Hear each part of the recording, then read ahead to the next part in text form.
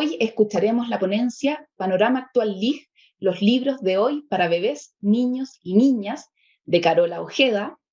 Hola Carola, te invito a prender tu cámara, a sumarte. Bienvenida a este Hola. seminario. Les voy a contar un poco sobre Carola. Ella es licenciada en Letras y Educación y profesora de Lenguaje por la Pontificia Universidad Católica de Chile. Es también máster LIG por la Universidad Autónoma de Barcelona. Y desde el año 2003 se ha dedicado al fomento lector, a la mediación de la lectura y a la gestión e implementación de proyectos culturales a través de Fundación La Fuente. Es integrante del Comité de Valoración de Libros Troquel y ejerce la docencia universitaria en la Universidad Católica. Así que, como ven, vamos a tener una gran expositora con una ponencia que va a estar excelente. Los invitamos y les recordamos que todas las preguntas que quieran ir haciendo a Carola para planteárselas al final de su ponencia, las pueden ir haciendo en la cajita de preguntas y respuestas que está ahí abajo, al ladito del chat. Y al final de la presentación vamos a ir seleccionando las más votadas, también pueden votar por las que les parezcan más adecuadas para poder plantearlas a Carola. Obviamente esta ponencia cuenta con la interpretación en lengua de señas y va a ser grabada, así que posteriormente la van a poder revisar en nuestra página web, seminarios, www.seminarioscentrolector.cl, disculpen. Así que comenzamos. Carola, toda la audiencia es tuya. Muchas gracias de nuevo por tu participación y los invitamos a todos a participar preguntando y comentando. Muchas gracias, Claudia. Bueno, muy buenos días a todos los que nos están viendo y escuchando a través de este tercer seminario ya que organiza el Centro Lector de la Barnechea. Agradezco muchísimo esta nueva invitación. Yo tuve la oportunidad de participar el año pasado. Y bueno, agradecer y felicitar sobre todo al equipo que coordina y genera esta instancia tan valorable y tan importante también en este momento en que hemos visto reducidos nuestros espacios de conversación, de compartir experiencias, de compartir conocimientos también, de hablar en torno a los libros, la lectura, la mediación, que es algo que me imagino que a todos los que estamos aquí nos apasiona. Así que muchísimas gracias al Centro Lector por la invitación y por también haber generado nuevamente esta instancia. Bien, voy a compartirles pantalla para comenzar con la presentación. En esta estamos. Perfecto. Bien. Como les decía Claudia, esta presentación se llama Panorama Actual LIG, los libros de hoy para bebés, niños y niñas.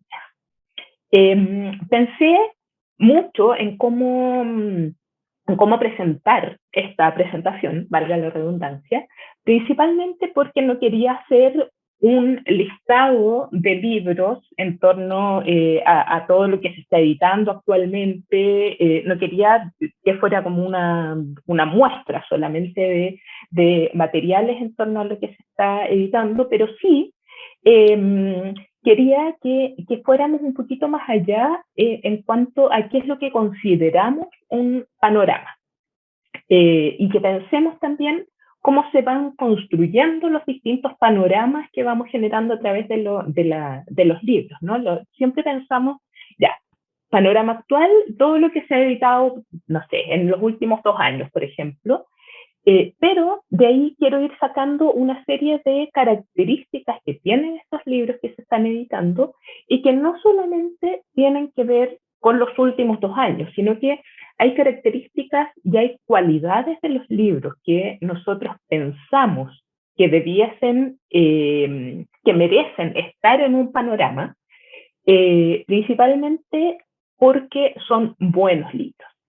Entonces, lo primero que, a pesar de que les voy a mostrar todos los libros que tengo en las imágenes que van a ir viendo, son actuales, han sido editados en los últimos 2 años, diría yo, pero pero quiero que nos vayamos centrando en estas cualidades que les hablo y que hacen que estos libros formen parte de esta selección. Entonces, lo primero es que quería partir con esta idea de que hablar de actualidad en los libros es lo mismo que decir pasado y que decir futuro. Hablar de buena literatura para todos, guaguas, niños, niñas, jóvenes, adultos, adultos mayores, para todos los sectores, es hablar de buenos libros. Y los buenos libros no tienen tiempo. Por eso es que pensamos en los libros clásicos, que son libros, no sé, que llevan 3, 4, 5 siglos acompañándonos y han permanecido y que uno vuelve sobre ellos porque tienen siempre una nota de actualidad que nos va a hacer sentido en cualquier momento en que los leamos. Nos va a hacer sentido en el 1740, hizo sentido en el 1860 y hace sentido en el 1980 y ahora también es probable que haga sentido. Por eso los libros clásicos permanecen, ¿no? Permanecen en el tiempo. Y parte de los libros que les voy a mostrar aquí, que han sido editados en los últimos 2 años, creo que tienen esa vocación de transformarse en clásicos, principalmente porque están construidos a partir de un lenguaje tanto literario, poético, visual, y tocan temas y forman parte de un conjunto temático que creo que nos acompaña siempre, a lo largo de toda nuestra vida, a lo largo de toda nuestra vida, en las distintas etapas por las que vamos transitando, no solo como lectores, sino que como personas. Entonces, la idea es que vayamos viendo cuál es el eje que constituye esta cualidad de ser clásico o de llegar a convertirse en clásico que tiene un libro. Este seminario está centrado en guaguas, en niños y niñas, por lo tanto no toco muchos temas o libros que tienen que ver más con la adolescencia o con jóvenes, aun cuando hay algunos títulos que efectivamente son muy transversales. Yo tengo tema también con el hecho de distinguir por edades los libros que pueden o no pueden ser leídos, porque me parece que cuando un libro es bueno, cuando un libro está bien escrito, cuando está bien ilustrado, cuando ese lenguaje que utiliza realmente le habla al lector, me parece que no podemos privar a un adolescente o a un adulto de leer ese libro, porque está tan bien hecho, está tan bien dicho, que creo que no deberíamos como hacer todos los libros buenos, deberían ser transversales para todos. Por ejemplo, el primero que pongo acá, que es Rima Divina, de la editorial Ecaresur, que ha ganado distintos premios y reconocimientos, es un libro específicamente pensado para la primera infancia, ¿no? En términos de su materialidad, al menos, es muy, muy para la primera infancia. Sin embargo, su texto poético, sus ilustraciones, los guiños artísticos que tiene este libro, lo hacen completamente adecuado y necesario para personas de cualquier edad. Entonces, por eso tampoco, o sea, espero que puedan pensar los libros no tan solo en las edades a las que correspondería, sino que en cómo esa calidad que tiene un libro debiese estar disponible para todas las edades. Bueno, me quiero centrar entonces en la importancia del lenguaje.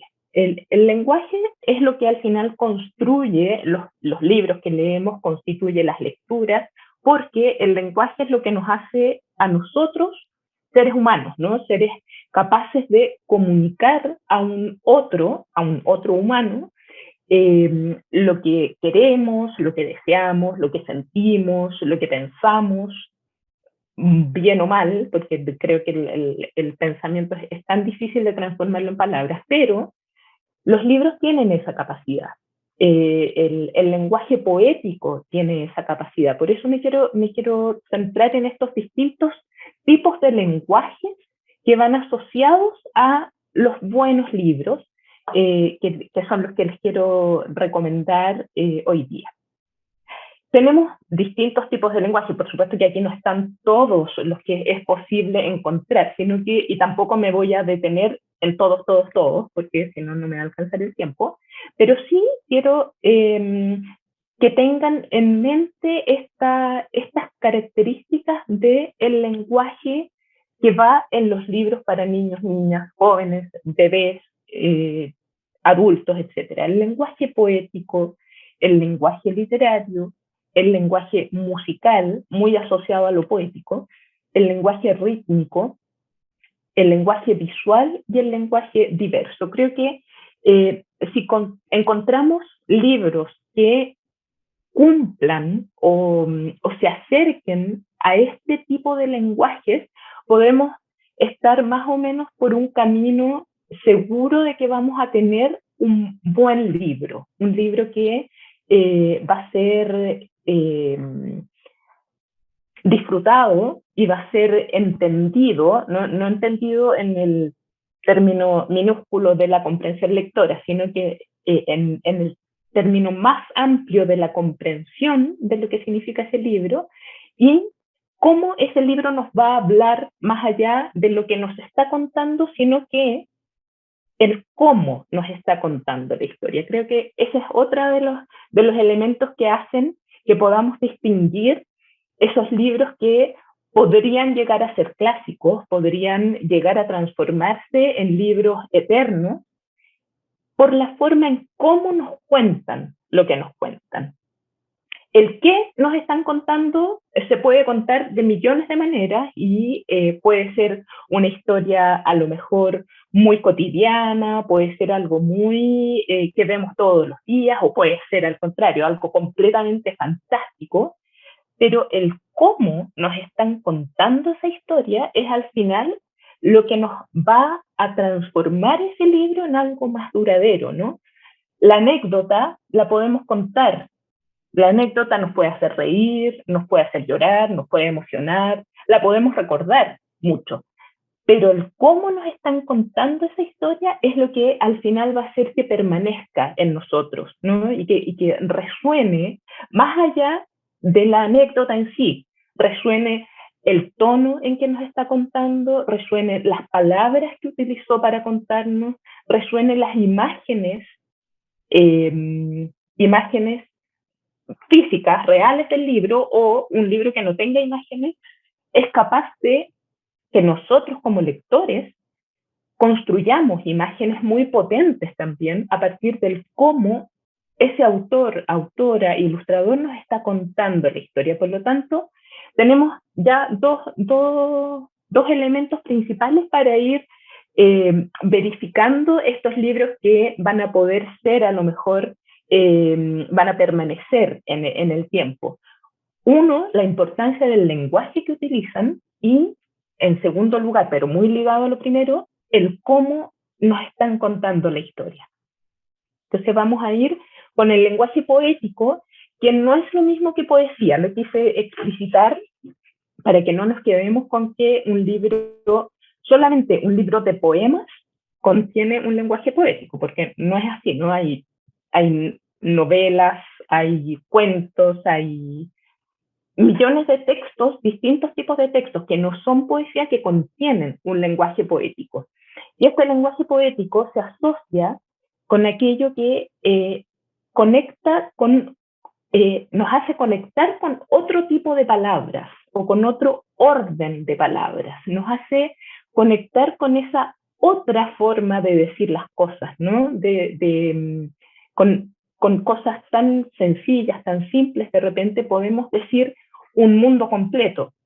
No sé, pienso de inmediato en un texto poético, que es un haiku, por ejemplo. Un haiku con 4, 6, 8 palabras a lo más, 3 versos, nos dice un mundo completo. Entonces, ahí vemos cómo ese artista de la palabra es es capaz de construir todo un significado, todo un universo que va a resonar en el lector de distintas formas con la sola cualidad de poder conectar estas palabras, ¿no?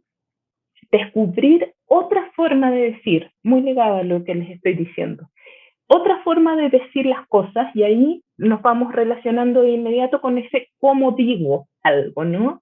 El cómo voy contando, cómo voy expresando lo que quiero comunicar es fundamental en la buena literatura, ¿no? Eso es lo que nos va construyendo la buena literatura.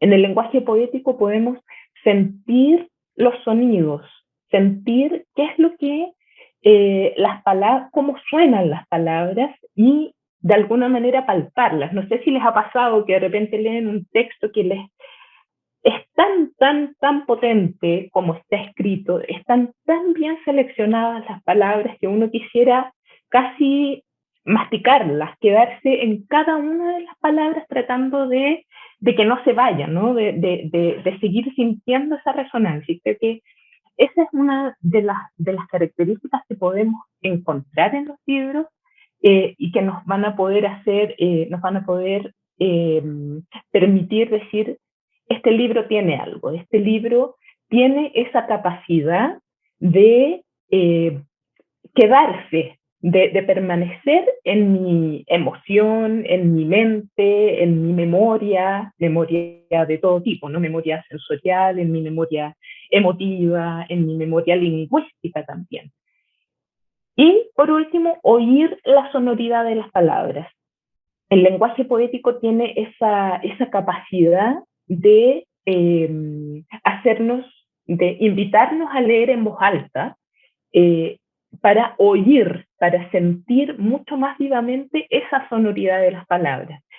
Esto no significa que las palabras tengan que rimar, por supuesto, o sea, en un texto poético o un texto que tiene un lenguaje poético, no buscamos una rima, no buscamos una métrica específica, sino que lo que queremos encontrar es un ritmo que va muy asociado con el lenguaje rítmico y el lenguaje musical del que les mencionaba al principio, eh, que no los voy a desarrollar en esta presentación, pero va muy ligado con eso, ¿no? Con esa cadencia que va tomando el lenguaje y que hace que yo vaya entrando en un ritmo y que de repente si ese ritmo se rompe, ojalá que sea porque el autor lo quiso así por alguna característica específica de lo que está pasando en el libro, pero si no se rompe, podemos dar la vuelta al libro y irnos en ese vaivén, ¿no? En esa, como un oleaje que permanece y nos lleva y vamos sintiendo las palabras y vamos sintiendo el sonido y vamos disfrutando ese ritmo y eso como nosotros, como mediadores de lectura, es lo que deberíamos ser capaces de transmitir a los niños, a las niñas, a las guaguas, a los adolescentes que escuchan esta, que sienten esta como emoción que a nosotros nos embarga cuando leemos ese tipo de textos, ¿no? Creo que esa es una de las mejores formas de fomentar la lectura, que el que nos está escuchando, el que está viendo cómo nosotros disfrutamos de la lectura y sentimos esas palabras, cómo resuenan esas palabras internamente, creo que es la mejor manera de transmitir ese amor y de fomentar que los niños, niñas y adolescentes quieran leer, quieran sentir eso mismo que nos pasa a nosotros. Bueno, aquí les pongo el ejemplo de este libro que se llama Colores, que es de Ediciones del Naranjo, una editorial mexicana que tiene libros realmente muy buenos. Y les pongo acá un ejemplo de este lenguaje poético. El verde juega a las escondidas con la iguana y el cocodrilo. Y en la otra página, el negro es magia cuando de las manos nacen conejos, perros y pájaros. ¿Te fijan que son cosas súper como sencillas, palabras que podemos utilizar en la cotidianeidad perfectamente. O sea, utilizamos el color verde, utilizamos el verbo juega, utilizamos la palabra escondida, podemos de repente hablar de iguanas y de cocodrilos, ¿por qué no? Pero como está construido este texto, como está combinado cada una de las palabras, es lo que hace que tengamos este lenguaje poético. El verde juega a las escondidas, o sea, es un color que juega a las escondidas con la iguana y el cocodrilo. No es que aquí cambiamos el paradigma de lo que es posible que juegue a las escondidas, ¿no? Siempre pensamos que es un ser, un niño, en este caso estos dos animales, iguana y cocodrilo, que juegan algo. En este caso no, en este caso es el color. Entonces, aquí ya tenemos como un movimiento cerebral de hoy, es el color el que juega a las escondidas. Miren qué bonita la imagen. El verde juega a las escondidas. Y en el otro caso, el negro es magia cuando de las manos nacen conejos, perros y pájaros. Es decir, cuando jugamos a hacer sombras con las manos, ¿no? Y nos está diciendo eso, pero miren lo lindo en la forma en que lo dice. El negro es magia cuando de las manos nacen conejos, perros y pájaros. Nuestras manos son las que hacen que surjan estas imágenes y que son tan efímeras, ¿no? Que son sombras. O sea, cambia un poco el movimiento, cambia un poco la luz y desaparecen, pero ya quedó ese instante, ¿no? Ese instante que disfrutamos de cómo hacemos nacer perros y conejos, palomas, no sé, es muy, muy lindo cómo está escrito este texto. Por otro lado, aquí les quise poner el ejemplo de este libro que se llama Bjorn, 6 historias de un oso, de la editorial Juventud, porque también es un texto muy poético, que va construyendo la vida de este oso que vive en un árbol, que realmente no le pasa nada, pero construye un texto que hace que este día a día que vive el oso sea de una emotividad y de una sensibilidad que es muy, muy linda. El libro es muy sencillo, como pueden ver, tiene un solo color, el dibujo del oso es muy sencillo también, o sea, no tiene grandes aspavientos, nada que interrumpa esta poesía del texto. Una de las historias es Nada. Les puse 2 pedacitos para que puedan sentir esta utilización del lenguaje, cómo se plasma en este libro. Nada. No pasa gran cosa en la vida de un oso. A menudo, Björn no hace nada, pero no se aburre nunca. A veces se sienta allí, en una roca templada o encima de hierba musgosa. Pasa alguien, por ejemplo la ardilla. ¿Qué haces, Björn? Miro cómo crecen los árboles. Pero si no se ve nada, se ven las hojas, pero no crecen. Espera y verás. Y continúa mirando. Después bosteza tan fuerte que el herrerillo cree que se ha levantado el viento. A veces lee, solo o en compañía del zorro. A veces incluso dibuja en el barro casi seco con la ardilla, observa las orugas, atrapa una mosca crujiente, después regresa a su casa. Si la comadreja se cruza en su camino, comparten unos huevos de codorniz. Si la noche es serena, cuentan las estrellas. El día acabado. Björn ya está deseando empezar de nuevo al día siguiente.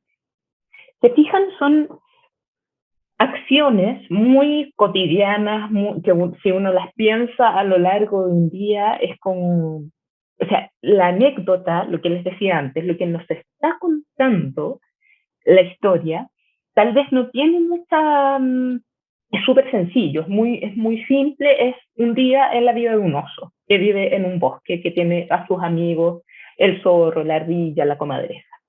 Sin embargo, la forma, el cómo nos cuenta esto que hace el oso es lo que hace que este libro sea tan poderoso también, ¿no?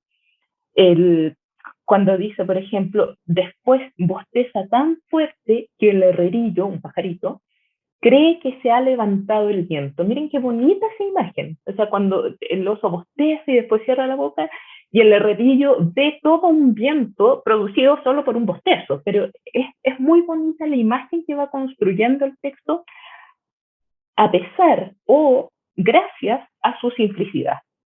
Creo que de repente la simplicidad en los libros está un poco subvalorada porque pensamos que los niños solo quieren muchos colores, si quieren muchos personajes, si quieren muchos pop-up y muchas ventanitas y que se abre, y que se cierra.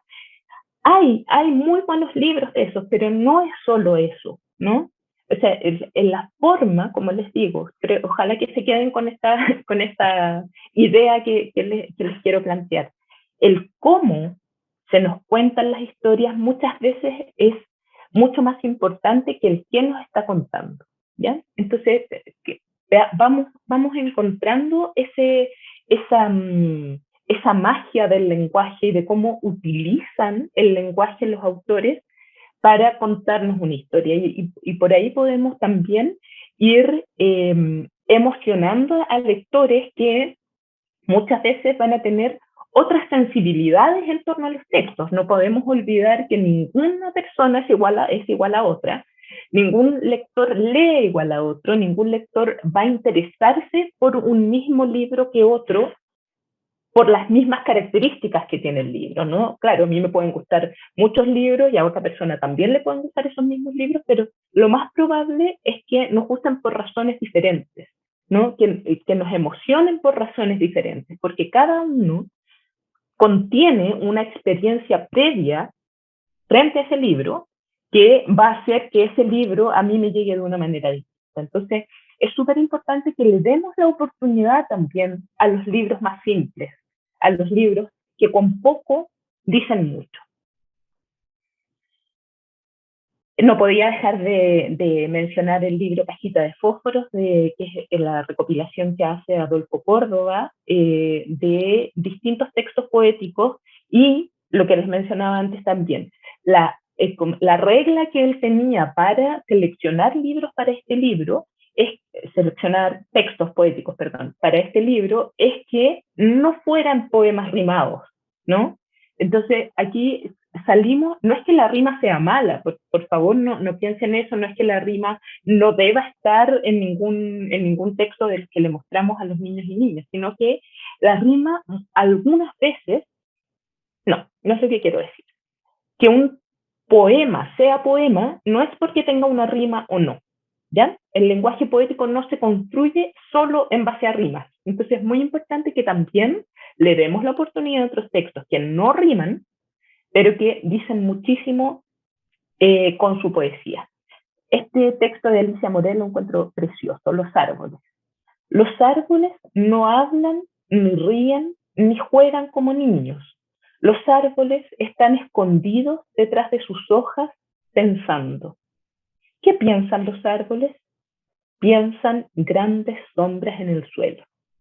Miren qué lindo el texto, ¿no? Ahí tenemos cómo este texto podría también, si ustedes se fijan, podríamos tener una prosa poética también y va a tener ese mismo tono poético que lo entrega la escritura en verso, ¿no?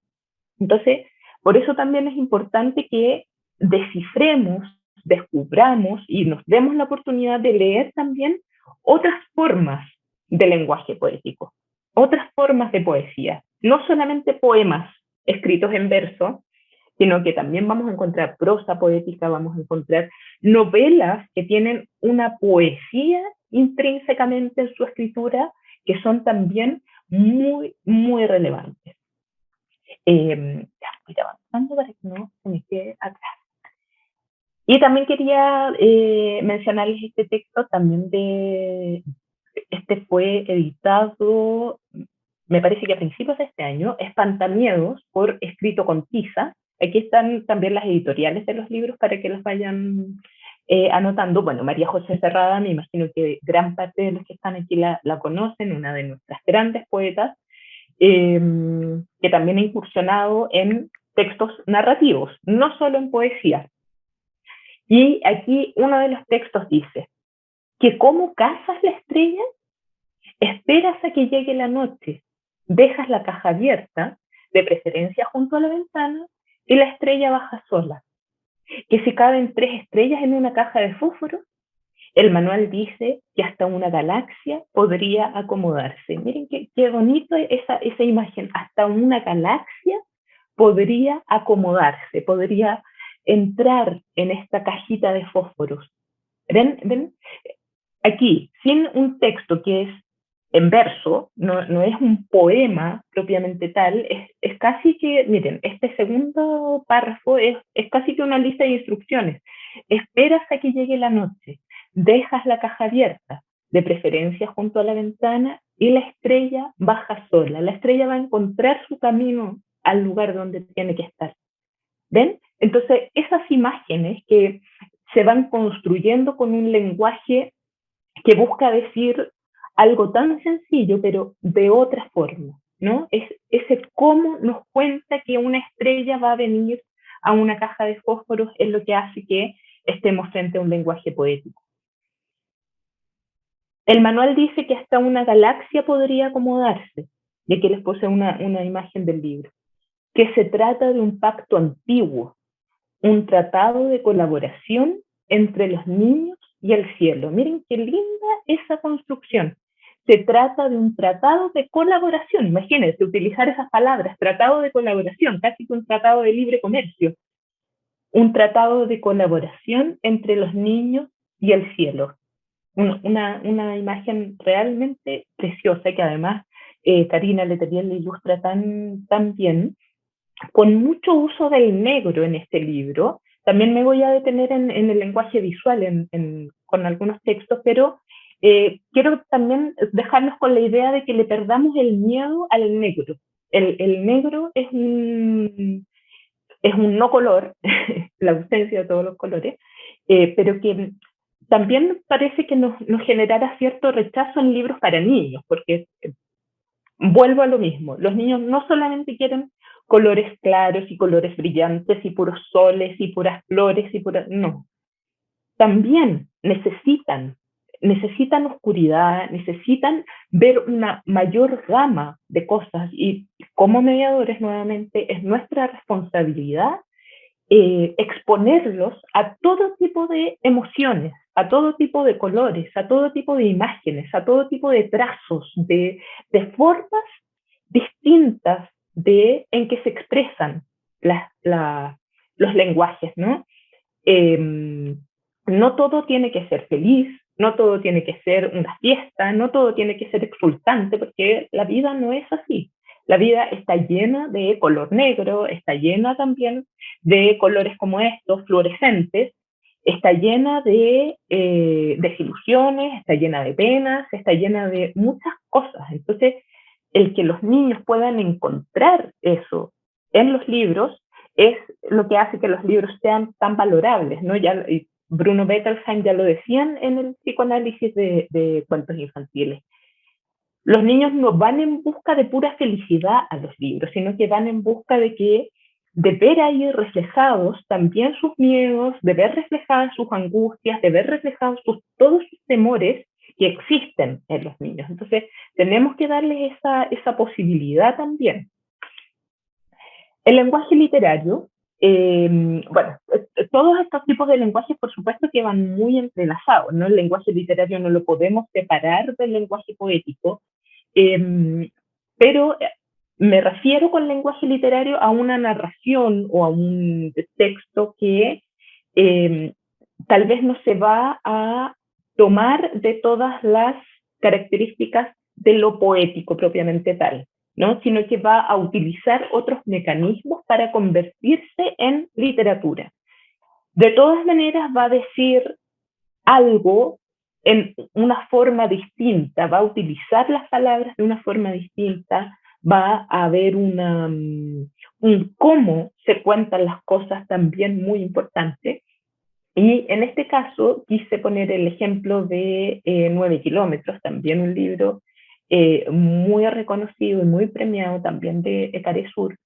Un ejemplo de cómo se manifiestan estas características de lo que uno esperaría de un buen lenguaje literario, ¿no? Una narrativa desafiante, no en términos de que sea difícil para los niños, ¿no? No me refiero a eso con lo desafiante, sino que al hecho de que el texto me haga, a mí como lector, me haga pensar, que el texto no me esté dando todo dicho, que no me esté dando todo masticado y casi ya digerido, sino que el texto tiene que ser capaz de dejar espacios para que yo como lector sea capaz de interpretar, de hacer una lectura crítica de ese texto, de llenar esos espacios vacíos con mi propia lectura, con mi propia experiencia lectora. Entonces es muy importante que entendamos así, o sea, de esa forma les quiero explicar la narrativa desafiante, ¿no? No es algo que sea muy difícil de comprender, ni con palabras muy complicadas, sino que realmente me dé a mí como lector ese espacio para completar esa lectura. Cuestionadora de los cánones, también un aspecto no cuestionadora en términos de que me muestre otras formas, ¿no? De que a mí como lector me haga patente que existe otra manera de ver las cosas también. Desde lo más sencillo, como desde la perspectiva en que yo veo algo, hasta hacerme cuestionar la forma en que se entienden ciertas ideas de cómo el mundo tiene que funcionar, ¿no? O sea, cuestionadora en términos de mostrarme que ese fenómeno que me está mostrando el libro, yo lo puedo ver desde distintas perspectivas. Lo puedo ver desde los ojos de una persona adulta que ya vivió toda su vida, lo puedo ver desde la perspectiva de un niño que recién está entendiendo qué es lo que está pasando, lo puedo ver desde la perspectiva de alguien que está sufriendo ese fenómeno, por ejemplo, ¿no? Entonces, el texto literario tiene que ser capaz de cuestionar esa mirada sobre las cosas. Tampoco quiero que se entienda que todos los libros tienen que hacer eso, sino que me refiero a que el valor del libro también va en la forma en cómo me está mostrando las cosas, ¿no? El cómo es aquí la palabra clave para el día de hoy y que quiero que se queden con esa palabra.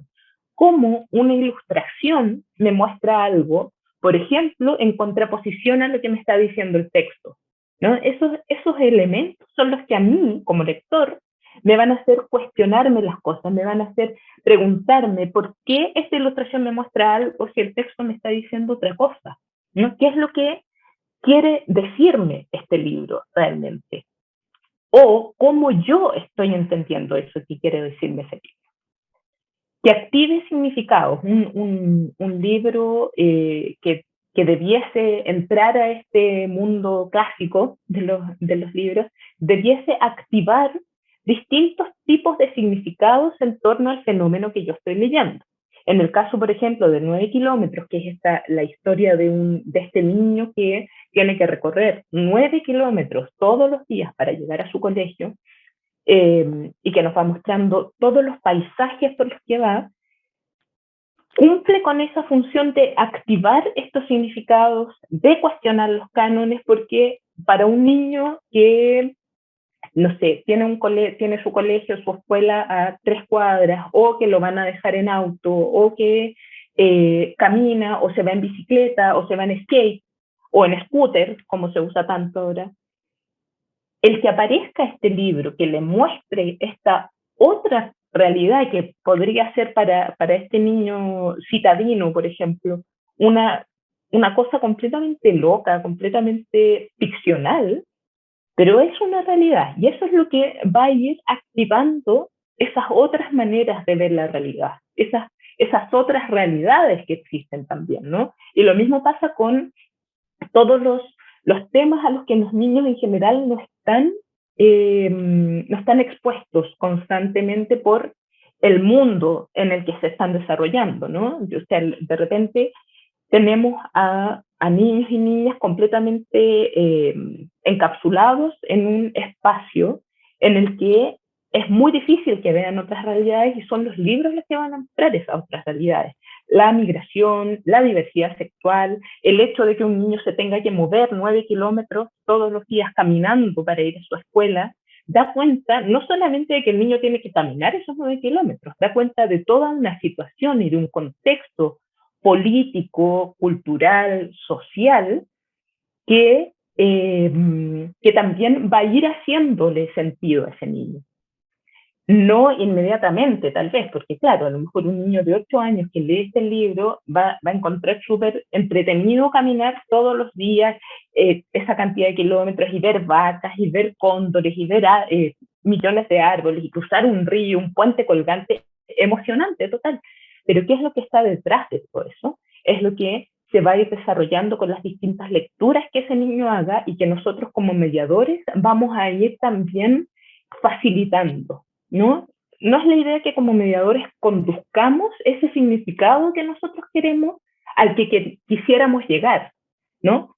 Es el libro el que tiene que ser activador de significados, no nosotros como mediadores. Nosotros no podemos imponer lecturas, ni significados, ni interpretaciones. Nosotros tenemos que facilitar, primero, el acceso a estos libros, segundo, la lectura de estos libros de una manera también crítica, ¿no? De una manera con todos los sentidos abiertos, con todos los ojos abiertos. Realista, lo que les decía antes, no siempre feliz y no solamente feliz. No todo tiene que ser feliz en los libros. Entonces, y no solamente en términos de la historia que se está contando, sino que en cómo, nuevamente, en cómo se está contando. No solamente tengo que ver a gatitos felices, a pajaritos cantando, no estamos en un universo lleno de brillantinas y de colores brillantes y de risas, ¿no? Tenemos que también dar realidad, a pesar de que no quiero que nada de lo que estoy diciendo me lo entiendan como cosas absolutas, ¿no? Solamente quiero que abramos el espectro, que sí puedo leer libros muy felices y muy divertidos y con colores muy brillantes que sean buenos, de buena calidad literaria, con una buena utilización del lenguaje, con una buena ilustración, pero no solo eso. Revisión de significados, también. Los libros buenos nos permiten hacer una revisión permanente de lo que estamos acostumbrados a entender por algún tipo de fenómeno. No está nada mal cambiar de idea con respecto a algo o realmente replantearse las ideas que nosotros como mediadores venimos arrastrando tal vez hace, no sé, 20, 30, 40 años, y de repente con todos los cambios que estamos viendo en nuestra sociedad, la chilena propiamente tal, y también latinoamericana y del mundo entero, es importante replantearse muchas de las convicciones que a lo mejor teníamos y que no es tan terrible cambiarlas, no es tan terrible reacomodar un poco en torno a lo que estamos viendo actualmente. Todas esas cosas debiesen ser despertadas por los libros. Tampoco le quiero pedir al libro que cambie el mundo, ¿no? Pero sí que hagas estos chispazos de abrir un poco más los ojos. Esta imagen la quise poner porque es del libro Chuleta, que es de la Sol Undurraga y que también acaba de ser reconocido por el What Way to Silence. Es el zorro Chuleta, que es un zorro vegetariano. Y dice, ¿por qué todos esos conejos me miran así? Le preguntaba Chuleta. No sé cómo hacerles entender que no soy un zorro como come conejos.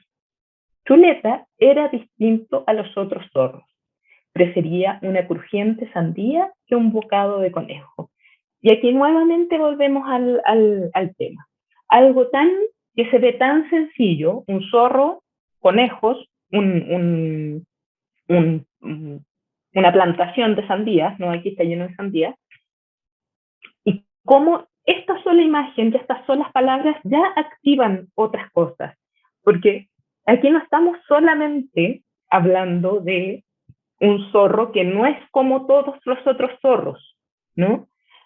No estamos hablando solamente de que es un zorro que no come conejos, sino que le gustan sandías. Es un zorro al que le gustan otras cosas, que es capaz de haber pensado en que no quiere comer más conejos, como podría haber pensado en que no quiere hacer tantas otras cosas que son típicas de zorro, ¿no? Entonces, a eso me refiero con la activación de estos otros significados, con la ampliación de un mundo completo.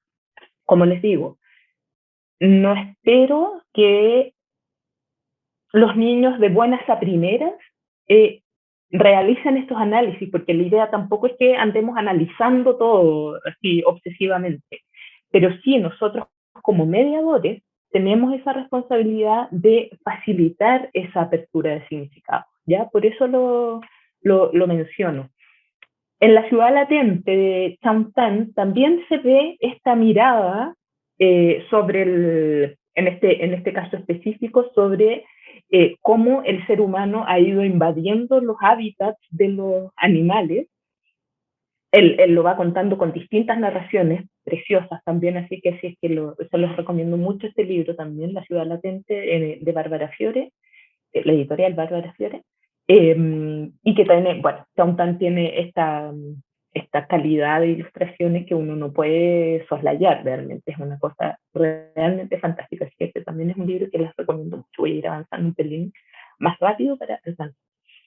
El lenguaje visual, aquí también las ilustraciones, por supuesto que juegan un rol fundamental, pero como les decía al principio, no solamente ilustraciones concretas, ¿no? Concretas del libro. No es que me esté refiriendo solamente a libros ilustrados o álbumes sin palabras, sino que también a cómo el lenguaje va construyendo imágenes en nosotros, ¿no? Cómo es capaz de generar una batería de imágenes que, gracias a las palabras, o gracias a los silencios que están en los libros también. Entonces, eso aquí les puse la mayor parte de libros visuales para que los vayamos viendo, pero también es importante pensar en esas imágenes que nos van generando los textos. Imágenes que potencien los significados que nos está entregando el texto literario, ¿no? El texto escrito. Imágenes que abran espacios e imágenes transgresoras del canon. O sea, lo mismo que recién les hablaba acerca del lenguaje literario, pero ahora traspasado a las imágenes. Las imágenes tienen esa misma función, tienen esa misma capacidad también, ¿no? Tantos libros que hay que ni siquiera tienen texto y que solo a partir de las imágenes construyen un universo completo y nos van dando también espacios. Muchas veces hay personas que se niegan un poco a los libros que tienen tantas imágenes o tantos dibujos, como les llaman, porque según ellos, como que allí sí que está todo dado para el niño, como que no, se apaga esa capacidad de imaginar lo que el texto escrito está diciendo, pero esas personas parece que no cuentan con la potencia de buenas imágenes. Claro, en muchos casos hay imágenes que van a ser muy prescindibles, de hecho, sobre todo en los libros, si hablamos de libros ilustrados. En los álbumes es más difícil encontrar imágenes prescindibles porque precisamente esa es la gracia del álbum, ¿no? Que cuente con las imágenes y con el texto. Por lo tanto, las imágenes también deberían ser capaces de abrir espacios y de transgredir esos paradigmas que tenemos ya tan asentados. Aquí en la playa, que también es de la Solundurraga, de Sapos Cat Libros, cada una de las múltiples personas que aparecen en este texto realmente rompen con todos los cánones de belleza, de comportamientos en una playa, de ideologías que se van viendo en cada una. O sea, aquí creo que no les puse una imagen, perdón, no les puse una imagen donde se vea la gran cantidad y diversidad de personajes que aparecen en este libro. Es casi como un Buscando a Wally, pero claro, hecho por la Sol Undurraga, que tiene una potencia en sus imágenes muy, muy, muy, muy fuerte realmente. Como que uno puede quedarse pegado horas en las imágenes viendo las disparidades de todo tipo de personajes que existen. Entonces, eso también genera que nosotros como lectores y los niños vayan reconociendo otras formas, otras personas, otros tipos de existencias en el mundo, ¿no? No todos somos iguales, no tenemos por qué serlo y está muy bien eso. Entonces, eso también es fundamental en términos de cómo las imágenes transmiten.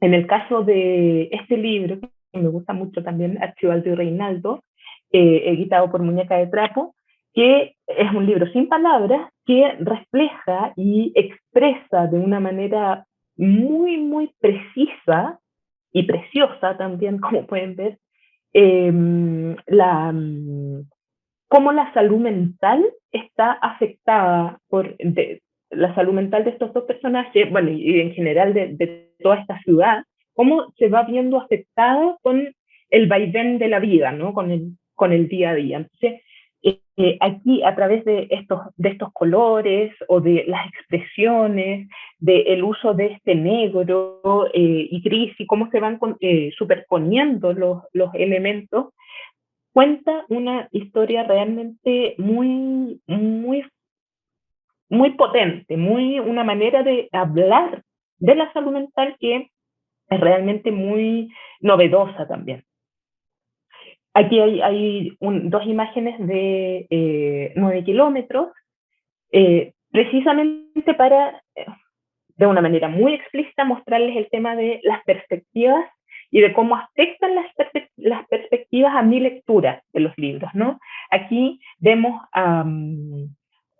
una mirada desde arriba, como si fuese de un dron, del camino que ha cruzado el personaje está ahí muy chiquitito, y en este caso vemos desde el 3/4 del cuerpo hacia abajo del niño, ¿no? La cara del niño no es tan protagonista de esta historia, porque la idea precisamente es ir mostrándonos distintas perspectivas de su tránsito, de su viaje, ¿no? Un viaje que al final no es solamente el viaje para ir a la escuela, sino que es un viaje interior, un viaje que nos va mostrando no solo al personaje, sino que todo lo que va pasando en ese transitar de 9 kilómetros hasta poder llegar a la escuela. Cómo sale de su casa oscuro, noche oscura, y aquí ya va llegando y está de día. O sea, hay toda una serie de símbolos y de elementos en este libro que van haciendo que nosotros no nos quedemos solamente en la anécdota de el viaje de este niño a la escuela y de cuándo llega a la escuela, sino que todo lo que va pasando y nuevamente el cómo nos cuentan este viaje es lo fundamental y lo preponderante en esta historia. Y en este otro caso, que encontré este libro muy, muy bonito, también está recién editado por Bárbara Fiore, que se llama En Movimiento, y también va contando eh, distintas formas de movimiento de muchas cosas del mundo, de los peces, por ejemplo, del mono, del hombre. Mire, es un libro informativo de cómo se creó la rueda. Fíjense como en la estructura de las imágenes, que tienen mucha información, pero que está súper bien estructurada para que podamos entender y le podamos dar un espacio a cada una de las informaciones que nos entrega la ilustración. Por eso se los quería mostrar, porque esta es como la última novedad de Bárbara Fiore, así que esperemos que llegue pronto a nuestras manos. entiendo que no me queda mucho tiempo, así es que bueno, no me quiero saltar esto realmente, así que igual se los voy a mostrar. Este es un libro que se llama En aquel faro, de Luisa Rivera, que es una ilustradora chilena que vive en Londres, editado por Liberalia. Y en este libro, el lenguaje de las imágenes es, bueno, como en la mayoría de los libros que no tienen palabras, pero en este caso es un lenguaje completamente poético, ¿no? Quiero volver aquí sobre cómo una imagen también puede convertirse en poesía y cómo la ilustradora va contando esta historia, pero una vez más, aquí la gracia es cómo cuenta la historia, ¿no? Aquí está esta mujer que es mayor y que tiene la misión de prender un faro, el faro de la isla donde vive todos los días, ¿no? Entonces aquí vamos viendo en distintas, no puse el libro entero porque nos vamos a demorar mucho, pero le puse imágenes muy decidoras de la historia. Aquí está como todos los días a lo largo de su vida ha aprendido este faro en la isla en que vive, y un día llega este canastito con unos pajaritos que traen a esta niña, ¿no? Estos pájaros son los encargados de traer a esta niña, que es una compañía para ella, porque se entiende que se está preparando la muerte, no tan pronta, pero ella tiene que dejar a alguien preparado para que pueda seguir con la tradición y la responsabilidad de prender este faro. Entonces, aquí pasan los años, por supuesto, hasta que le enseña a encender el faro. Vemos cómo la señora va avejentándose, cómo la niña va creciendo. Bueno, no les voy a mostrar ahora todos los detalles, pero hay muchos detalles en este libro que van enriqueciendo esta historia. Y yo lo que les estoy contando es la anécdota, ¿no? Es la anécdota de lo que pasa en la historia, de lo que tiene que hacer esta señora, enseñarle a la niña a prender el faro para cuando se muere. Pero todo lo que contiene la imagen es la poesía de la imagen, ¿no? Y es eso lo que también tenemos que procurar que los niños y niñas sean capaces de visualizar en estas imágenes. No nos quedemos solamente con que la señora le tiene que enseñar a prender el faro a la niña. Eso yo diría que es lo menos relevante, porque además es lo más evidente. Todo lo que rodea esto es lo fundamental de este libro y es lo que lo hace tan hermoso. Ya pasaron más años y ¿quiénes aparecen aquí de nuevo? Estos mismos pájaros que llegaron con la niña. Dije, o sea, hay toda una serie de símbolos, este sol rojo, que en algunos casos pareciera que fuera una luna. ¿Por qué llegan estos pájaros? O sea, hay una serie de preguntas que nosotros podemos ir visualizando en este libro que son realmente maravillosas.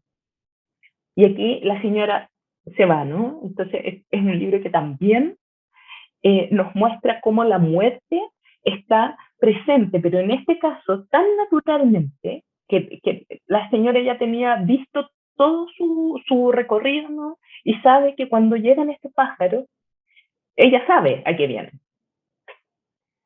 Y aquí termina además con esta imagen que es un espejo de la imagen primera. Si ustedes se fijan, ahí está la niña que ya prendió el faro, porque esa era su misión. Como les digo, me salté página. Pero es igual a esta, ¿no? Si se fijan. Aquí hay diferencias claras. En la de la niña está de noche, está la luna, aquí estamos de día con el sol, el faro está apagado, y en la escena final está el faro prendido, ¿no? Hay un oleaje, o sea, hay una serie de símbolos en las ilustraciones que son los que le dan la riqueza poética a este texto, ¿no? Como les digo, lo menos relevante aquí es que la niña aprendió a prender el faro. Todo lo demás es lo fundamental de esta historia. Y por último, el lenguaje diverso. Diverso no solamente en términos de de la diversidad sexual, que es como el concepto más típico que uno tiene en su cabeza, sino que diversidad en toda su amplitud, diversidad de formas de mostrar las ilustraciones, por ejemplo. Algo, aquí, mire, les voy a mostrar este al tiro para que me entiendan a qué me refiero. En este libro, que también fue recién premiado, Beso de Buenas noches, de Andrés Calazzi y Joaquín Cosiña, las ilustraciones son todas de este tipo, ¿no? Como si fuese un lápiz de mina, de una cosa muy sencilla, muy entre comillas, porque claramente que aquí hay un gran trabajo del ilustrador y una percepción artística que es realmente muy, muy potente. Pero fíjense en cómo son los dibujos, ¿no? Pareciera que fueran una cosa muy sencilla, casi con lápiz de palo, pero esta diversidad también de cómo pueden ser las ilustraciones y cómo un libro puede mostrar ilustraciones también es fundamental. No tenemos que exponer a los niños solamente ilustraciones preciosistas o que estén hechas por artistas fantásticos. No digo que Vicente no sea un artista fantástico, pero me refiero a la forma en que vamos eh, interpretando estas imágenes, ¿no? Y cómo también se van interpretando los textos.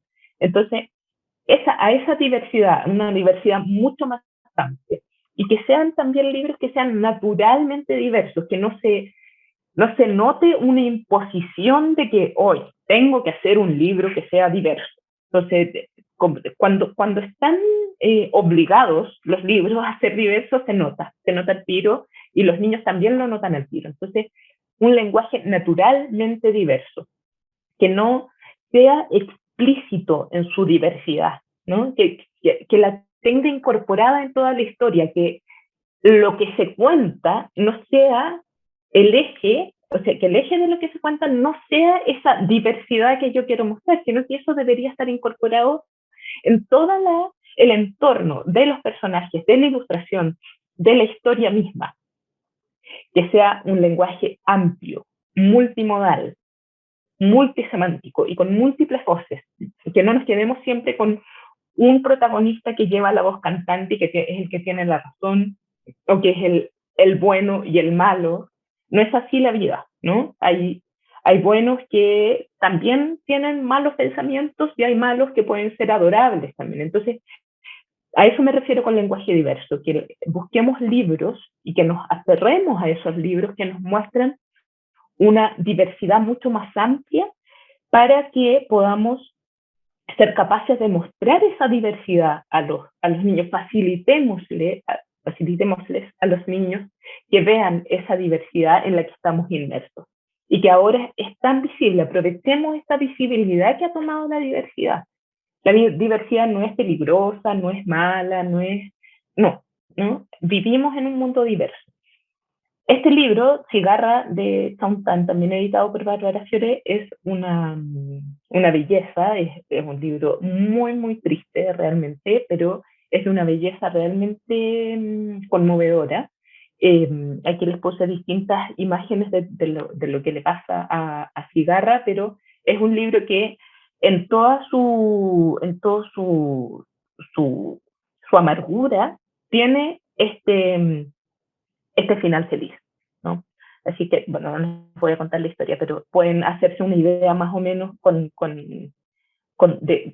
más o menos de qué va Cigarro. Bueno, de eso de Buenas noches, que es el que les mostraba recién. Además, este libro es de Claraboya Ediciones, también recién editado. Tiene lo bonito es que cuenta como distintas creencias o distintos típicos cuentos de hadas. Miren, el sapo le pidió un beso y la princesa, perdón, no le prestó atención.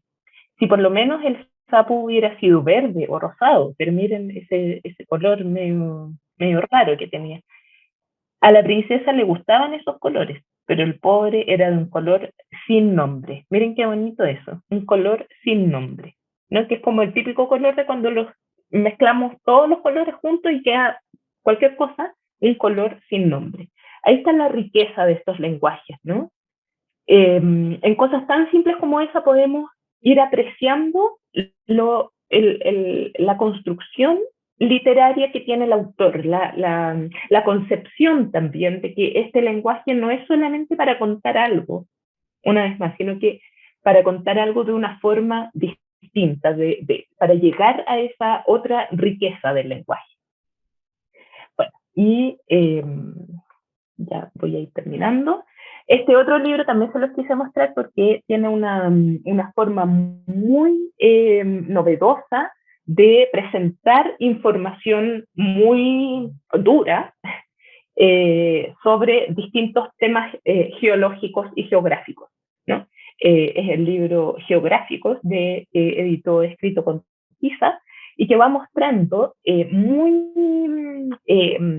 manera muy gráfica los distintos elementos geográficos que están en el mundo. Entonces, aquí, por ejemplo, muestra la cantidad de islas que hay repartidas por los mares. Entonces, va de acuerdo al tamaño de la isla, va poniéndolos en todo, mire, de aquí, todas las islas del mundo, bueno, no todas, pero hay muchas, las más relevantes, donde vive gente, me imagino, y las va presentando así. Y en este caso, en esta otra imagen, muestra los mayores terremotos, ¿no? Va gráficamente mostrando los mayores terremotos que ha habido en la historia. Entonces, es un libro realmente muy, muy novedoso en la forma en que presenta la información. Y quise poner un libro informativo, además, para que veamos que las imágenes y el lenguaje visual, claro, tal vez aquí no tenemos un lenguaje poético propiamente tal, porque son datos duros, específicos acerca de la geografía,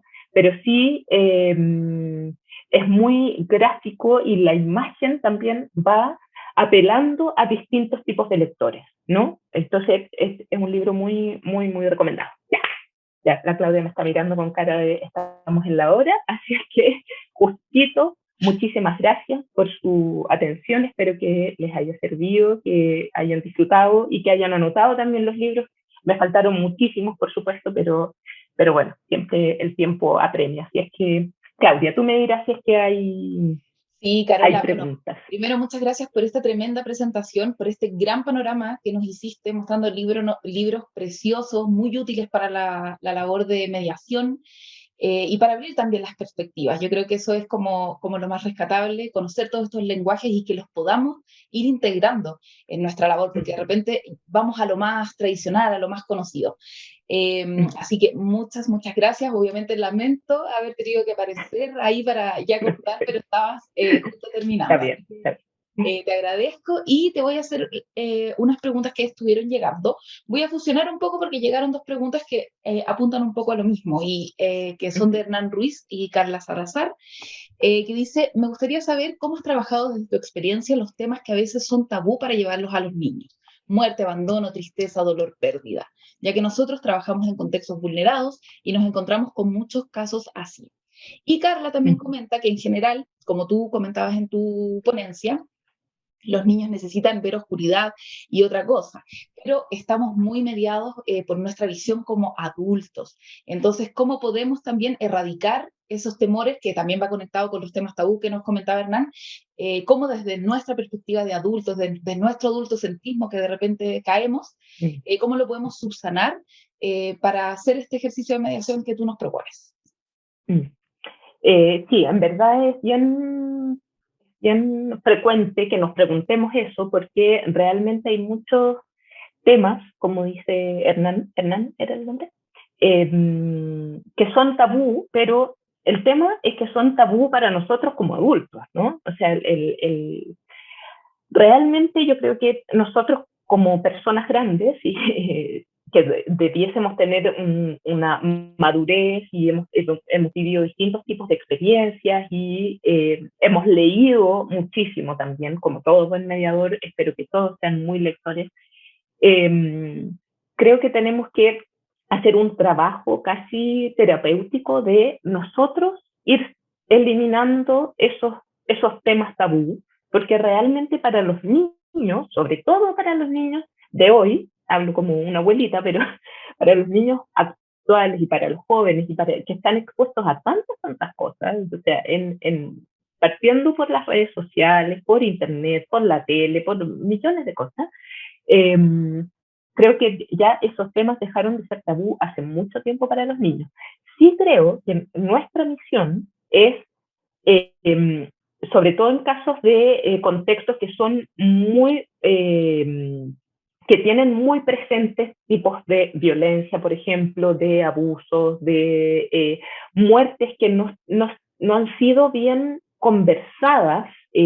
Nosotros creemos que los niños no entienden de la muerte y como si nosotros entendiéramos algo de la muerte. O sea, es como, tenemos que también ser capaces de visualizar que yo no tengo idea dónde se van las personas que se mueren, no tengo idea qué pasa, si que permanece un alma, si es que lo único que sé es que esa persona desaparece de mi realidad física, ¿no?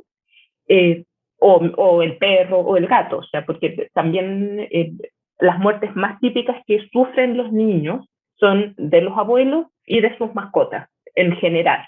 Entonces, creo que nosotros también tenemos que tener esa humildad para reconocer con los niños que nosotros tampoco tenemos idea de la muerte, que es uno de los temas, yo creo, de los más difíciles que hay para conversar con los niños, pero creo que ese reconocer que nosotros tampoco sabemos qué pasa, que para nosotros también es algo muy triste, que no vamos a ver más a esa persona, por ejemplo, pero que la vamos a recordar y que vamos a sonreír cuando la recordemos y otras veces vamos a llorar cuando la recordemos también.